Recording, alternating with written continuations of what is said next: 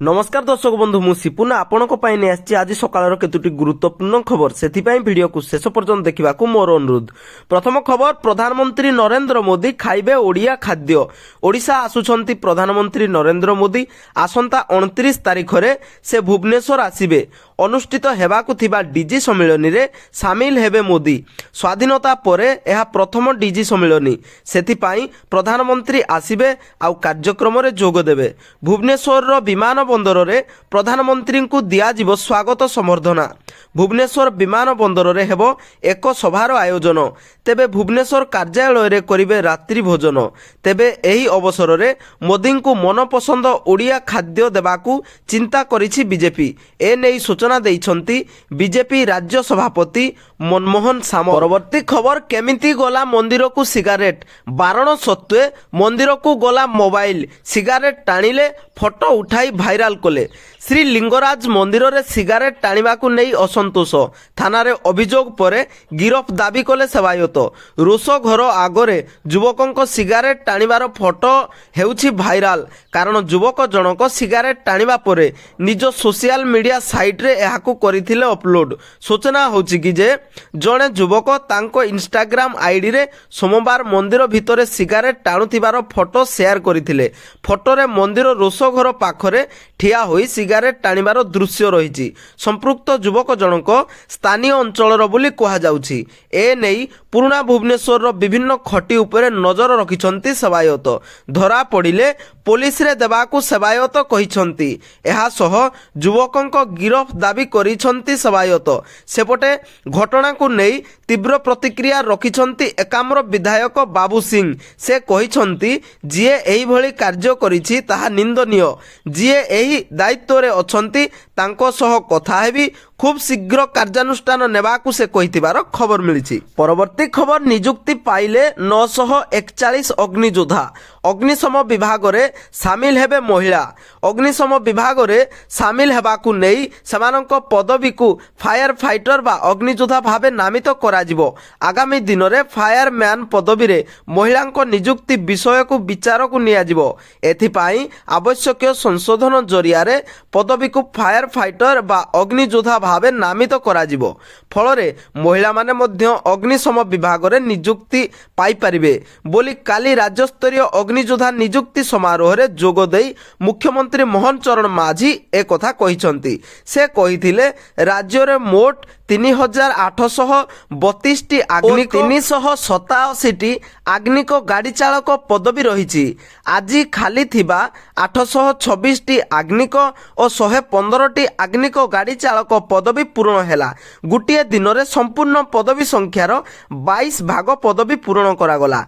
941 जन नुआ अग्नियोद्धांक योगदान विभाग को सुदृढ़ करने सहित लोकंक धन जीवन सुरक्षा करने पाई अधिक सक्षम हेबा नहीं मुख्यमंत्री कहिथिबार खबर मिली। परवर्ती खबर, रोड शो करिबे नाही प्रधानमंत्री नरेंद्र मोदी। सूचना देले बीजेपी राज्य सभापति। 29 तारिख अपराह्न रे प्रधानमंत्री नरेंद्र मोदी भुवनेश्वर रे पहुंचिबे। 3 दिनिया ओडिशा गस्तरे आसुथिबा प्रधानमंत्री मोदी पाखरे राज्यर मोहन सरकार निजर रिपोर्ट कार्ड रखिबे। एहा सहित प्रधानमंत्री मोदी बीजेपी राज्य कार्यालय को जाई सेठारे दलीय विधायक सांसद और मंत्री समेत वरिष्ठ कर्मकर्ता सह रात्रि भोजन करिवे बोली जणा पड़िछि।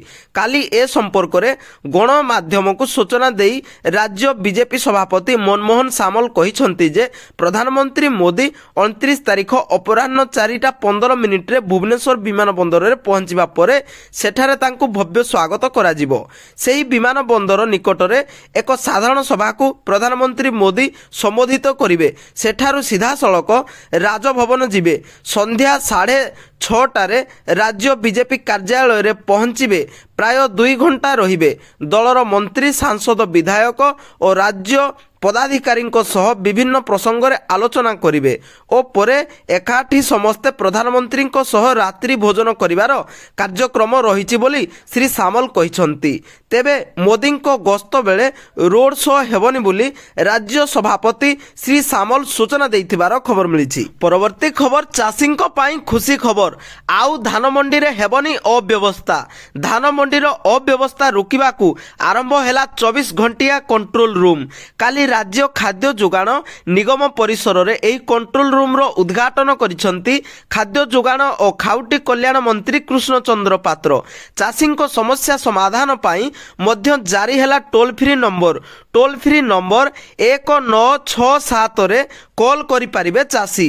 ଏହି ନମ୍ବରରେ ଫୋନ୍ କରି ମଣ୍ଡିର ଅସୁବିଧା ନେଇ ଚାଷୀ ଅଭିଯୋଗ କରିପାରିବେ। କମାଣ୍ଡ କଣ୍ଟ୍ରୋଲ ସେଣ୍ଟର ଦ୍ୱାରା ସବୁ ମଣ୍ଡିର ସିସିଟିଭି ଅନୁଧ୍ୟାନ ହେବ। ଅଭିଯୋଗ ଆସିଲେ ନୋଡାଲ ଅଧିକାରୀ ଘଟଣାସ୍ଥଳକୁ ତୁରନ୍ତ ଯିବେ ବୋଲି ଖବର ମିଳିଛି। ପରବର୍ତ୍ତୀ ଖବର, ରାଜ୍ୟର ସମସ୍ତ ସ୍କୁଲରେ ଲାଗୁ ହେବ ଜାତୀୟ ଶିକ୍ଷାନୀତି। ଶୈକ୍ଷିକ ଢାଞ୍ଚାରେ ହେବ ପରିବର୍ତ୍ତନ। ରାଜ୍ୟର ସମସ୍ତ ବିଦ୍ୟାଳୟ ଗୁଡ଼ିକରେ ଲାଗୁ ହେବ ଜାତୀୟ ଶିକ୍ଷାନୀତି। ଏଥିପାଇଁ ପ୍ରସ୍ତୁତି ଆରମ୍ଭ କରିଛନ୍ତି ରାଜ୍ୟ ସରକାର। ଏହାଦ୍ୱାରା ପାଠପଢ଼ା ଢାଞ୍ଚାରେ ପରିବର୍ତ୍ତନ ହେବ ଓ ପିଲା 3 ବର୍ଷରୁ ସ୍କୁଲ ଆସିପାରିବେ। ସୂଚନା ଅନୁସାରେ ଉଚ୍ଚଶିକ୍ଷା ବିଭାଗ ପରେ ଏବେ ସ୍କୁଲମାନଙ୍କରେ ନୂତନ ଜାତୀୟ ଶିକ୍ଷାନୀତି ଲାଗୁ ହେବ।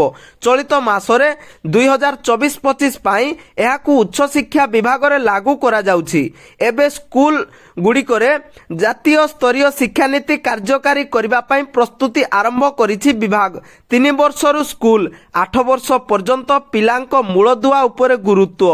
8 ବର୍ଷ ପରେ 3 ବର୍ଷ ଯାଏ ପ୍ରାଥମିକ ଶିକ୍ଷା, ଏହାପର 3 ବର୍ଷ ମାଧ୍ୟମିକ ଶିକ୍ଷା, ଏହାପରେ 4 ବର୍ଷ ଉଚ୍ଚ ମାଧ୍ୟମିକ ଶିକ୍ଷା ଓ ନିୟମିତ ଫର୍ମେଟିଭ ଟେଷ୍ଟ କରାଯିବ। ଏହାସହ ପିଲା 5ମ ଶ୍ରେଣୀ ପର୍ଯ୍ୟନ୍ତ ମାତୃଭାଷାରେ ପାଠ ପଢ଼ିବାକୁ ଗୁରୁତ୍ୱ ଦିଆଯାଉଥିବା ଖବର ମିଳିଛି। ପରବର୍ତ୍ତୀ ଖବର, ଇଭି ମାର୍କେଟରେ ହୁଣ୍ଡା 2 ହ୍ୱିଲର୍ସର ଏଣ୍ଟ୍ରି। ଲଞ୍ଚ ହେଲା ଆକ୍ଟିଭା ଇ। ଦେଶର 2 ହ୍ୱିଲର୍ସ ଇଣ୍ଡିଆରେ ଏକ ଭରସାଯୋଗ୍ୟ ବ୍ରାଣ୍ଡ ହୋଇପାରିଛି ହୋଣ୍ଡା। କମ୍ପାନୀର ଭିନ୍ନ ଭିନ୍ନ ବାଇକ୍ ଏବଂ ସ୍କୁଟର ଗ୍ରାହକଙ୍କ ମନ ଜିଣିବାରେ ସଫଳ ହୋଇଛି। ଏଥିପାଇଁ ଭାରତରେ ସବୁଠୁ ଅଧିକ ବିକ୍ରି ହେଉଥିବା ସ୍କୁଟର ମଧ୍ୟରେ ରହିଛି ହୋଣ୍ଡାର ନାଁ। ଆଉ ଏହି ଧାରାକୁ ବଜାୟ ରଖିବା ପାଇଁ କମ୍ପାନୀ ଆଉ ପାଦେ ଆଗେଇଛି। ଭାରତୀୟ ଇଭି 2 ହ୍ୱିଲର୍ସ ମାର୍କେଟରେ ଏଣ୍ଟ୍ରି ମାରିଛି ହୋଣ୍ଡା 2 ହ୍ୱିଲର୍ସ ଇଣ୍ଡିଆ। ଲଞ୍ଚ କରିଛି ଦେଶର ସବୁଠୁ ଅଧିକ ବିକ୍ରି ହେଉଥିବା ସ୍କୁଟର ହୋଣ୍ଡା ଆକ୍ଟିଭାର EV variant Honda Activa E. ବୁଧବାର ଆକ୍ଟିଭା ଇଭିର ଲଞ୍ଚ କରାଇଥିବା ବେଳେ 2025 ଜାନୁଆରୀ 1ରୁ ଏହାର ବୁକିଂ ଆରମ୍ଭ ହୋଇଯିବ।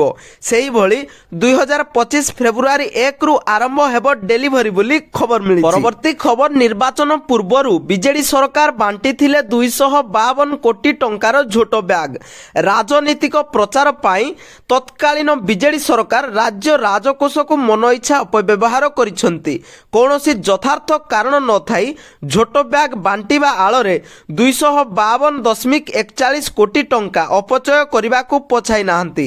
ରାଜ୍ୟର ପ୍ରାୟ 95,90,220ଟି ରାସନ କାର୍ଡଧାରୀ ପରିବାରକୁ ନିର୍ବାଚନ ପୂର୍ବରୁ 5ଟି ଲୋଗୋ, ଶଙ୍ଖ ଚିହ୍ନ ଓ ଆମ ଓଡ଼ିଶା ନବୀନ ଓଡ଼ିଶା ଲେଖା ଥାଇ 2ଟି ଲେଖାଏଁ ଝୋଟ ବ୍ୟାଗ୍ ବାଣ୍ଟିଥିଲେ। ରାଜ୍ୟବାସୀ ବିଜେଡି ସରକାରକୁ ବାଏ ବାଏ କରି ବିଜେପି ସରକାରକୁ କ୍ଷମତାସୀନ କରିବା ପରେ ଏହି ତଥ୍ୟ ସାମ୍ନାକୁ ଆସିଥିବା ଖବର ମିଳିଛି। ପରବର୍ତ୍ତୀ ଖବର, ନୋ ଫ୍ଲାଇଂ ଜୋନ୍ ଘୋଷଣା। ପ୍ରଧାନମନ୍ତ୍ରୀଙ୍କ କାର୍ଯ୍ୟକ୍ରମ ସ୍ଥାନକୁ ନୋ ଫ୍ଲାଇଂ ଜୋନ୍ ଘୋଷଣା। ସର୍ବଭାରତୀୟ ଡିଜିପି ସମ୍ମିଳନୀ ପାଇଁ ପ୍ରଧାନମନ୍ତ୍ରୀ ନରେନ୍ଦ୍ର ମୋଦି ଗୃହମନ୍ତ୍ରୀ ଅମିତ ଶାହାଙ୍କ ସହ ଭୁବନେଶ୍ୱର ଗସ୍ତରେ ଆସୁଛନ୍ତି। ପ୍ରଧାନମନ୍ତ୍ରୀ ଓ ଗୃହମନ୍ତ୍ରୀଙ୍କ ଗସ୍ତ ପାଇଁ ଭୁବନେଶ୍ୱରରେ କଟକଣା ଜାରି କରାଯାଇଛି। ପ୍ରଧାନମନ୍ତ୍ରୀଙ୍କ କାର୍ଯ୍ୟକ୍ରମ ଥିବା ସ୍ଥାନକୁ ନୋ ଫ୍ଲାଇଂ ଜୋନ୍ ଘୋଷଣା କରାଯାଉଛି। କୌଣସି ଡ୍ରୋନ୍ କାର୍ଯ୍ୟକ୍ରମ ସମୟରେ ଉଡ଼ିପାରିବ ନାହିଁ। ଲୋକସେବା ଭବନ କନଭେନସନ ସେଣ୍ଟରରେ ଉପସ୍ଥିତ ରହିବେ ନରେନ୍ଦ୍ର ମୋଦି ବୋଲି ସୂଚନା ମିଳିଛି। ଭିଡ଼ିଓଟି ଶେଷ ପର୍ଯ୍ୟନ୍ତ ଦେଖିଥିବାରୁ ବହୁତ ବହୁତ ଧନ୍ୟବାଦ। ଭିଡ଼ିଓଟି ଭଲ ଲାଗିଲେ ଗୋଟିଏ ଲାଇକ୍ କରିବା ସହିତ ଆମ ଚ୍ୟାନେଲକୁ ନୂଆ ହୋଇଥିଲେ ସବସ୍କ୍ରାଇବ୍ କରିନିଅନ୍ତୁ, ଯାହାଦ୍ୱାରା ଏହିଭଳି ଇନଫର୍ମେସନ ଆପଣ ସର୍ବପ୍ରଥମେ ପାଇପାରିବେ। ଜୟ ଜଗନ୍ନାଥ।